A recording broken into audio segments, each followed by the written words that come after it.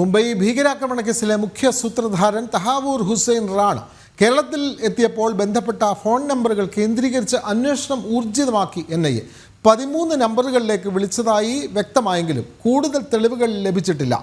ഇതിനിടെ തഹാവൂർ റാണയുടെ കേരള സന്ദർശനം അന്വേഷിക്കുന്ന സംഘത്തിൽ മലയാളി ഉദ്യോഗസ്ഥരെ കൂടി ഉൾപ്പെടുത്തും. ഭീകരവാദ ഗ്രൂപ്പുകളിലേക്കുള്ള റിക്രൂട്ട്മെന്റിനായാണ് പാക് വംശജനായ തഹാവൂർ റാണ കേരളത്തിലെത്തിയതെന്നാണ് സൂചന. 2008 നവംബർ 26-നാണ് മുംബൈ ഭീകരാക്രമണം നടക്കുന്നത്. ഇതിനു മുമ്പ് 16, 17 തീയതികളിലായിരുന്നു തഹാവൂർ റാണ കൊച്ചിയിലെത്തിയിരുന്നത്. ഈ സമയത്ത് കേരളത്തിലെ 15 നമ്പറുകൾ കൈവശമുണ്ടായിരുന്നതായും ഇതിൽ 13 നമ്പറുകളിലേക്ക് വിളിച്ചതായും വ്യക്തമാകുന്നത്.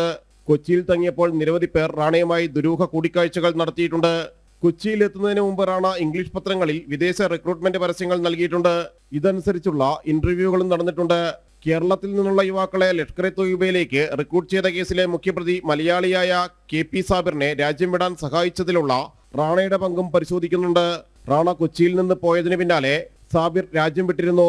ഭീകരവാദ സംഘങ്ങളിൽ എത്തുന്ന ദക്ഷിണേന്ത്യയിൽ നിന്നുള്ളവരെ സുരക്ഷിതമായി രാജ്യം വിടാൻ സഹായിച്ചിരുന്നതും തഹാവൂർ ഹുസൈൻ റാണയാണ്. 18 ദിവസത്തെ കസ്റ്റഡിയിൽ ലഭിച്ച് NIA വിശദമായി ചോദ്യം ചെയ്തു വരുന്ന തഹാവൂർ റാണയുടെ കസ്റ്റഡി കാലാവധിക്ക് തൊട്ടുമുമ്പ് കൊച്ചിയിലെത്തിച്ചും തെളിവെടുക്കും. ജനം, കൊച്ചി.